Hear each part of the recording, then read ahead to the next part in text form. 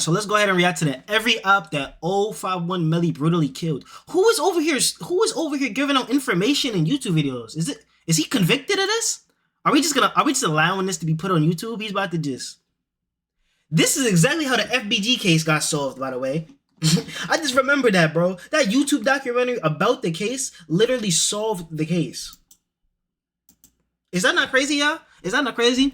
I'm gonna go ahead and jump straight into this, man. Let's see what they talking about. Every man can be evil. God said that all of our hearts desperately seek to be evil from a youth. So, but how great is that evil? And so, like, again, and you look at Chicago, if everybody just, them niggas think that they tough, we could kill niggas too. That's kind of where it go from. We could kill too. You think that we can't kill more niggas than y'all could kill? It kind of is a competition. And the fact of the matter is, Chicago's O51 Melly had snatched so many souls that one really starts to believe that he looked at the business in the streets as a competition. In the annals of Chicago's gritty streets, he's dead? Recognized by many Damn, I didn't know that. O51 Melly. But within the shadowy circles of his underground life, he bore a far more ominous moniker, the Grave Digger. Born Yarmel Williams, Melly comes from the heart of the Windy City. Before this enigmatic figure met a tragic end, he caused havoc and chaos to anyone who had the courage to stand in his way. In the tapestry of his life, he was not always the feared figure he came to be known as. Many contended that this transformation into the menacing presence he ultimately became was a result of his surroundings and the company he kept. Born on November 19, 1991, amidst the rugged terrain of Chicago's South Side, Melly's childhood was shared with two siblings, Ken J. and Wu. While he held the position of elder brother, it's worth noting that he and Wu shared a mother, Angie B., but had different fathers. In Yarmel Williams' absence, Melly's life was profoundly influenced by Wu's father, Jerome Golden, a notable member of the Black Disciples, who would later be incarcerated for his involvement in 4 murders and armed robberies. The pivotal point in Melly's life may well have been the loss of his mother at the age of 40 due to cancer. Following this, he found himself in a state of constant relocation under the care of his stepfather, marking a potential turning point in his trajectory. Among the other individuals who his stepfather, marking a potential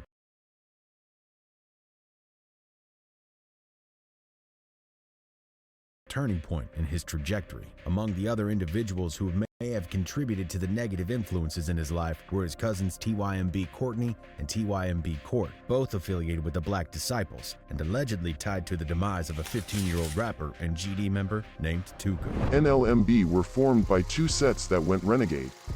First, the Muskegon Boys. They were a gangster disciple set over on Muskegon in 78. His uncle, a sibling of Golden, was known as G-Slim, a member of the Never Leave My Brothers Gang, or NLMB. Melly's upbringing in Randolph Towers, also known as the Calumet Buildings, transitioned into life at 59. Yo! Following the... Why am I muted, bro? All I said was, son has the skin, bro. Look at this, bro. Look at this. Marking a potential... Son got the skin, bro. Nigga look like Booba Savage, bro. Nigga look like Kyle Rich with he look like Kyle Rich with a taper fade. Yo, nah, but that's crazy though. He was talking about G Herbo and them with, hold on.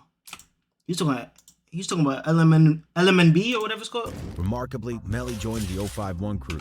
Hold on, go back. May have proven too Go back, bro. You talking too fast. Friendships with individuals associated with the Mickey Cobras. Additionally, he formed a close bond with a member of the O51 crew, known as O51 Zico. Tragically, Zico fell victim to a shooting in 2008, allegedly at the... So he was friends with the people that clapped Tuka, RP Tuka. And he was cool with...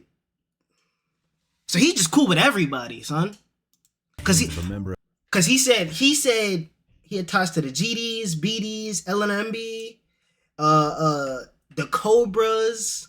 Nigga go say the Vice Lords next. He just knew everybody. Hold on. The Trigger Happy family. Tall Booba Jeff crew named Key. For a young teenager like Melly, who had lost his mother and had a stepfather in prison, the loss of a friend to gang rivalry may have proven too much to bear. Lacking role models and coping mechanisms, Melly was drawn into the treacherous world of gang life. Remarkably, Melly joined the O51 crew, despite most of his family members' affiliations with BD or BD-related factions. Furthermore, the majority of O51's rivals had BD ties. Yet Melly's ability to straddle both worlds was facilitated by his extensive familial connections raids across the city. His charisma and adaptability led him to become a part of both the O51 crew and the Black Disciples. This nigga was a Young double Money, the agent? faction Melly joined, stood as one of the most influential gangs on Chicago's This nigga's a South Side, double notorious agent. for its ruthless enforcers and control over territory far exceeding the norm. While many gangs claimed dominion over roughly 2 square miles, O51 Young Money extended its reach across more than 3 square miles of territory. The core of their territory spanned from King Drive to Woodlawn Avenue, stretching between 53rd and 48th Streets. This domain also encompassed areas such as Hyde Park, Kenwood, and Eastern Grand Crossing.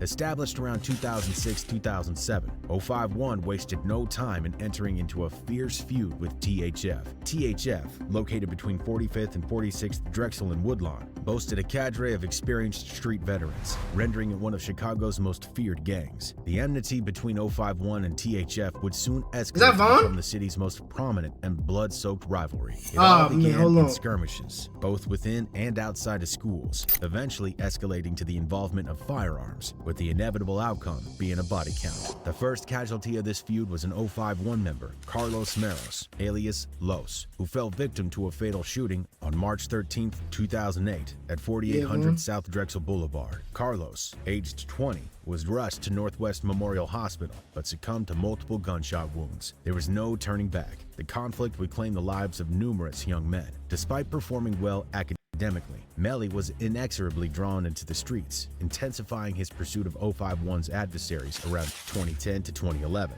During this period, tensions between the rival factions reached a boiling point. In 2011, O51 exacted revenge on the deaths of Los and Zecco in 2008, claiming the lives of Quint and Tony, both affiliated with the actions of Montana from O51. The 600 crew also entered the fray, targeting an O51 member. Imthak, a member of 600, shot and killed T-Streets, an O51 member. 3 months later, O51 retaliated. This marked the commencement of Melly's macabre killing spree, which that nigga is drinking Hennessy. 2012, when he and Melly was smart too. He had straight A's in school. For vengeance following the death of their crew member.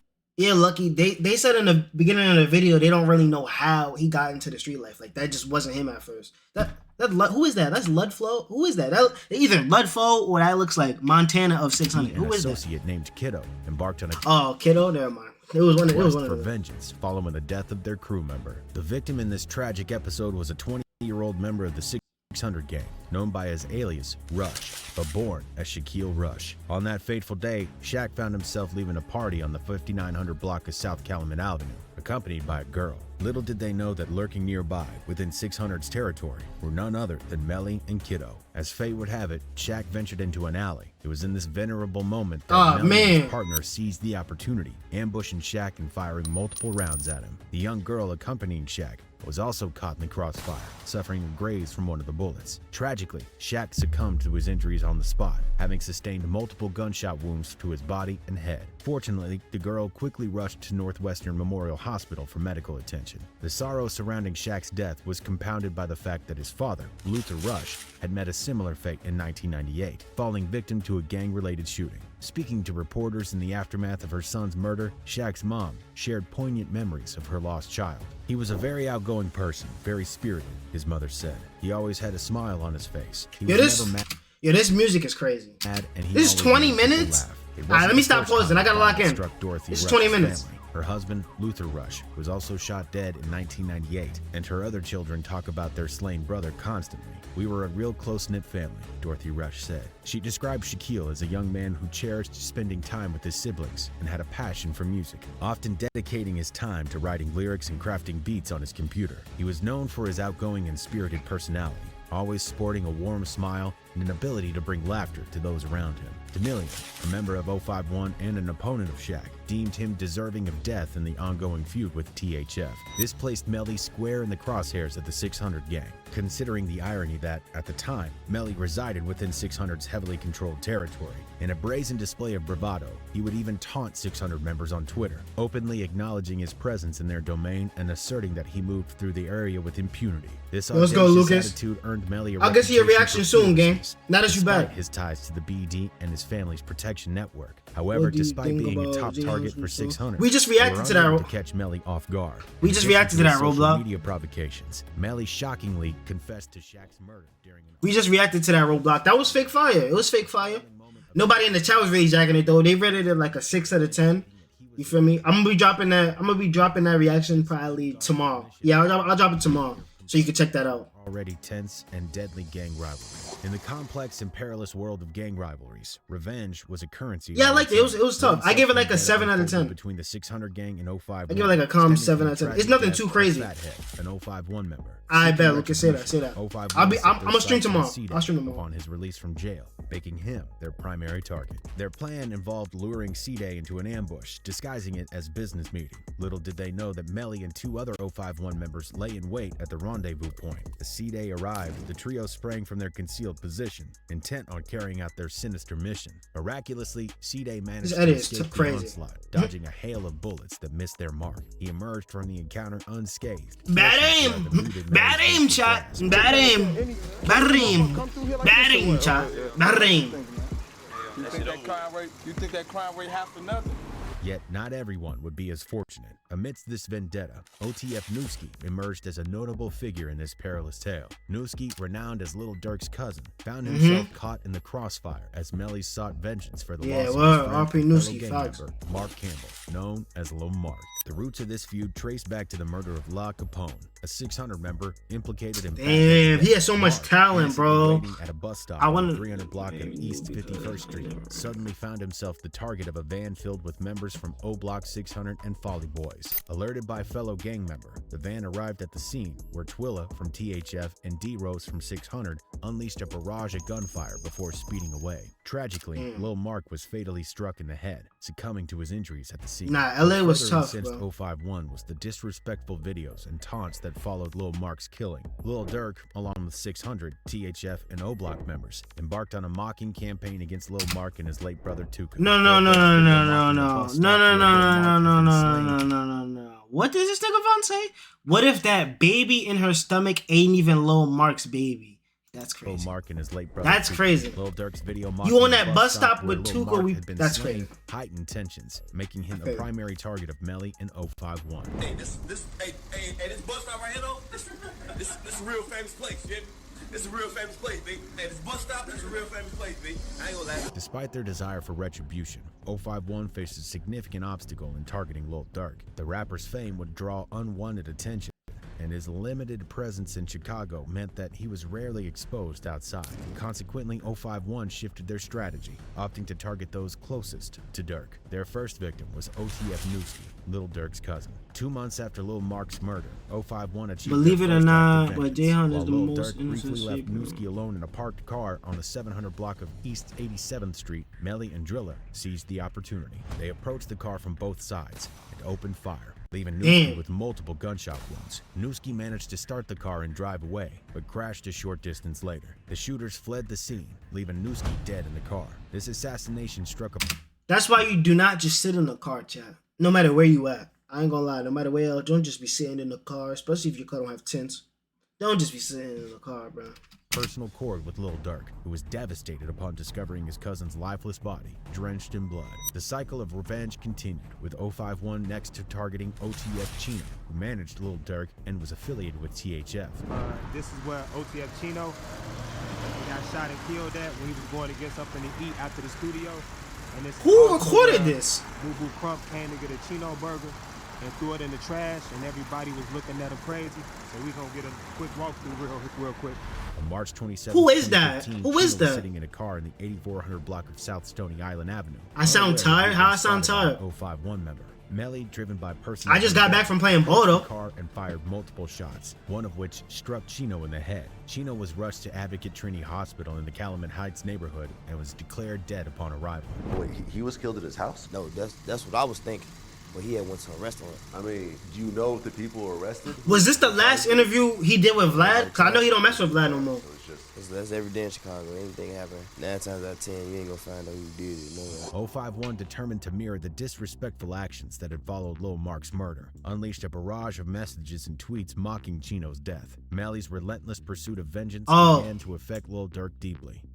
Nah, I'm not talking a lot because this is a 20-minute video, and I don't want to make this an hour long trying to comment on everything. You feel what I'm saying? Like I usually do. Y'all know I'm a pause demon. You feel me? But I'm not trying to drag this video out too crazy. the rapper now hell-bent on seeking revenge. In response, Lil Durk sang about his desire for the man responsible for his cousin's death to meet a slow demise. Melly, however, remained undeterred and continued his violent streak. 15-year-old THF Raheem was tasked with eliminating Melly, leading to a potentially deadly What's this? What's good, Nas? On one fateful It's day, the story of O51 Melly. encountered Raheem, Ariel, and Arrow in the 600 block of South Wentworth Avenue.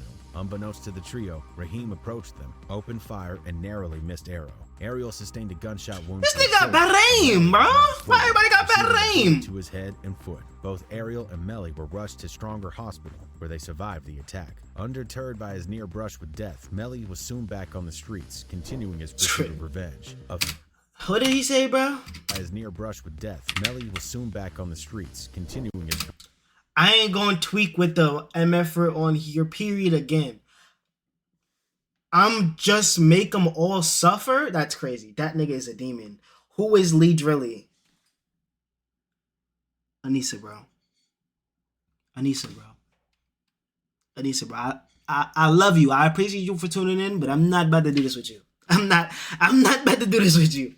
Pursuit of revenge. A fortnight later, he and Ariel embarked on a mission. Sunset of fortnight. That's 3 days, chat. Raheem. That's 3 days. And THF twin in the 800 block of East 45th Street, Melly and Ariel opened fire, resulting in Raheem's death, while Twin suffered a gunshot wound to the foot. The cycle of violence seemed unending as O51 and their rivals. Don't play with me, Nas. I'm not doing this. Determination. Relentless bloodshed in the ongoing vendetta took a significant toll, bringing increased scrutiny from law enforcement. Yo, this nigga trending think everybody a capper, bruh. Who do you believe? Who do you believe? And intensified gang tensions. Nevertheless, Melly and O51 remained resolute, determined to settle their score and perpetuate the cycle of violence that had gripped their lives. In the unforgiving battleground of gang rivalries, the Gravedigger resumed his quest for vengeance. This time, the Gravedigger's crazy. 8800 block of South Marshfield Avenue, where he spotted one of the Folly Boys linked to Bankroll Q's demise, Delvin Weston, also known as Lil Del. With calculated precision, Melly approached his adversary and I'll be back, y'all. hailed gunfire upon him, striking Lil Del multiple times in the chest. Remarkably, the 18-year-old victim summoned the strength to transport himself to Advocate Medical Center. However, this resilience proved insufficient, as he was eventually pronounced dead at the hospital. Unlike his approach to Lil Durk, Melly's strategy now involved targeting individuals directly implicated in the fatal shootings of his fellow gang members. Rather than lying low for a period of recuperation, Melly, true to his ominous reputation, wasted no time. Just 3 days following the killing of Lil Del, he set his sights on THF once again. This time, Trayvon Dickerson became the focal point of his relentless pursuit. Melly, accompanied by two fellow O51 members, spotted Trayvon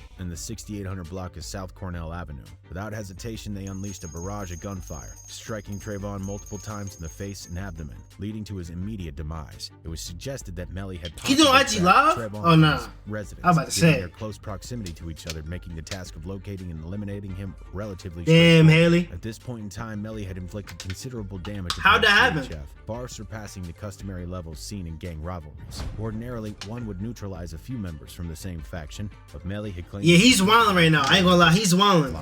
He got shot and started... Son got bloodlust. Eliminate him without delay. Yet Melly's elusiveness and cunning had, until now, allowed him to slip through their grasp. However, the tables would soon turn, for Melly's adversaries were not about to relent. Raheem, the young THF member who had been involved in a previous confrontation with Melly, was now a free man. Nah, that's O51 Melly. O51. Son of Bezu, who had lost his stepson in the ongoing vendetta and now sought retribution. Bezu joined the growing list of individuals intent on capturing Melly, all of whom harbored an unyielding desire for vengeance. What? You got on, man? Oh, that's foolish. That's crazy. In early 2018, Melly and his friend Crump stood outside a gathering at the 1600 block of South Morgan Street. I know about this. I know about this, Chef. A car suspiciously slowed down near them. Without warning, Bezu and two other assailants opened fire on the unsuspecting duo. In less than a minute, the vehicle sped away, leaving behind a gruesome scene. Crump bore the brunt of the attack, sustaining 4 gunshot wounds, 2 in the torso and 2 in the arm. Melly, astonishingly, survived yet another attempt on his life, enduring 5 shots to his left arm and a grazing bullet wound to the head. Both victims were urgently This nigga got grazed in the head? Oh my, yo. This man, all right, he's survived like 7 bullets. He survived. He survived like 8 Reported bullets. to the University of Chicago Hospital, where Crump How? was tragically pronounced Anissa, dead. how? Remarkably, Melly had once again emerged from a life-threatening situation with his life intact. His ability to evade capture and his tenacity in surviving multiple attempts on his life had left his adversaries, including Bezu, increasingly exasperated. Yo, Despite stop. their Why you concerted playing, efforts bro? to eliminate him, Melly had proven to be a formidable and elusive foe, frustrating those who sought to bring him to justice. The streets were Since abuzz an with M3. rumor that Lil Durk had placed a bounty on Melly's head, adding yet another layer of motivation for individuals like Bezu to attempt Melly's elimination. It ain't all about goals and plans. Like, you gotta know what's your purpose of living to do anything, gang. Like, a lot of don't even be making sense. Bezu's determination to take down Melly was further fueled by Melly's involvement in the killing of Bezu's teenage stepson. Before Melly resumed killed his terrorizing son? Lil Durk, Damn. he decided to extract retribution on one of the individuals responsible for Bankroll Q's death. Tyrone Marshall, known as Ty, became his next target. The scene was set when Ty... Is this man convicting Dirk of crimes right now? Yo, who is this nigga? He just said like multiple times that this nigga Dirk is putting out hits on people and trying to get people killed.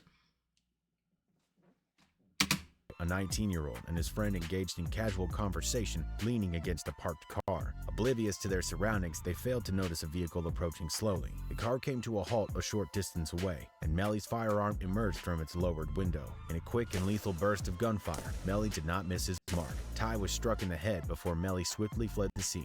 Another life was claimed, damn. and Melly's reputation as He had like killer 7 right. He got like 5 bodies right now. It seemed that everyone he targeted met a grim end, but Melly was far from finished. He was about to confront Lil Durk in OTF once more. As mentioned earlier, the death of Triple Threat. He didn't have the best verse on Triple Threat. But I can see why you say that. I don't agree. That nigga said, did he win up for the lay? Like, technical foul, no play. That's a bar. Southside K. Nah. I probably would think S. Dot had the best verse on Southside K. I do agree with you that Nas has the best verse on Hollows. I used to think that. But S. Dot has so many lines on Hollows, it's crazy. He said, hop at that V and do what? Box? Don't gotta use it the first time of Knox. Running nose with some white ass. Nah, he said he full with the ups. Right there, I'm trying to clear up. Like, he has so many, I don't know. But I understand. And Blazem, Esther had the best verse on that. That's not a debate. Esther had the best verse on that. But I understand why you say the things about Nas. I used to think Nas was the best sweeper as well. I used to think that as well. I used to definitely have that sentiment. But he's definitely not as consistent and he's not as versatile as the others. You feel what I'm saying? Sun said he's not bulletproof anymore. That's crazy. Crump had reignited Melly's thirst for vengeance against Lil Durk and He's those professional. close to him. With a renewed That's crazy. determination, You're not Melly wrong, resumed though. his pursuit of Lil Durk, aiming to strike where it hurt most, his family. His targets were Lil Durk's blood brother, D-Thang, and even Lil Durk's cousin, Baby D. On one fateful night on the 600 block of East 115th Street in the Pelham neighborhood, Baby D, D-Thang, and OTF Fresh sat together in a parked car, completely unaware that they had been trailed from a nightclub they had visited earlier. This is why you don't sit in cars, bro. Pulled up alongside them. Before anyone inside the parked car could react, bullets rained down upon them. All 3 occupants of the car were hit and rushed to the University of Chicago Medical Center. OTF Fresh was the luckiest among them, sustaining a bullet wound to his left knee and being quickly discharged from the hospital. However, Damn, only had one? been shot That's multiple good. times in the legs and abdomen, entering critical condition upon arrival at the hospital. Damn. Miraculously, he survived and was discharged a few days later. Well, Terrell, police say 3 men were shot inside that car right behind me there. One of them is in critical condition. Another is serious. And a third man who was shot is not giving police any information on what may have led up to this.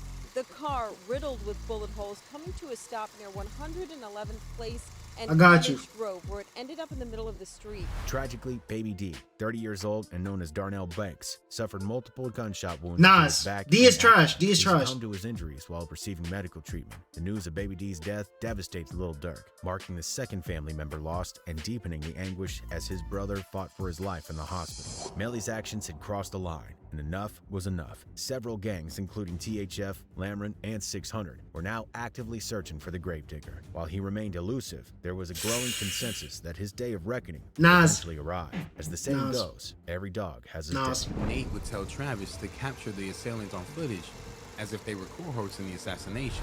On September 1st, 2019, Melly made a grave mistake by attending a house party located at 6107 Oh, this is recent. on Chicago's South Side, an area K-Flock, what are you talking Chicago about? City gang. At the party, Melly encountered Nick said a member of Nas or Taekwon Flock. That's crazy question.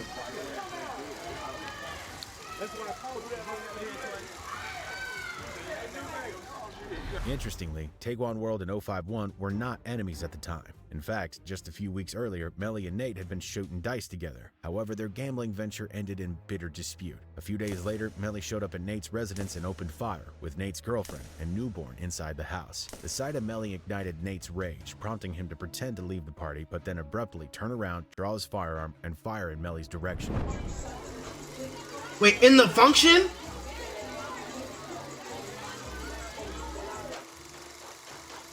His Oh! aim was true, as Melly was struck in the chest, groin, and abdomen, falling lifeless on the spot. Melly met his demise in the same ruthless manner that he had claimed so many lives at his hands. O51 Melly's death resulted in the formation of Melly Way, an alliance among O51, 757, and Geo Drive. Rumors circulated that Melly Way members patiently awaited Nate's release from prison to exact revenge for Melly's death, ensuring that the cycle of violence in the unforgiving streets of Chicago endured. In this harrowing story of the Gravedigger, we've witnessed the relentless pursuit of vengeance, the tragic consequences of an unending cycle of violence, and the indomitable spirit of survival that define Melly's story. The scars of this violent chapter in Chicago's history serve Prime as a Dougie stark could actually reminder rap. the price paid in the name of revenge. Nah, this is crazy. W video, man. W video. I ain't gonna lie. W video. This is W video right here. Why this is like Justin Bieber? How Cameron Terrell entered the game and gang. Who is that? Wait, is this the white boy? I think I heard about this before. React to JJ Smooth songs in Discord. Yeah, we doing Discord right now. We're gonna do Discord right now. But you said I'm gonna catch y'all later, man. Make sure I click that notification bell to be notified when I go live. But this was a tough video. That ending was crazy though. I don't gonna lie. Who went at somebody point blank range in the middle of a function while everybody's that close together is nuts. It's very nuts. I ain't gonna lie.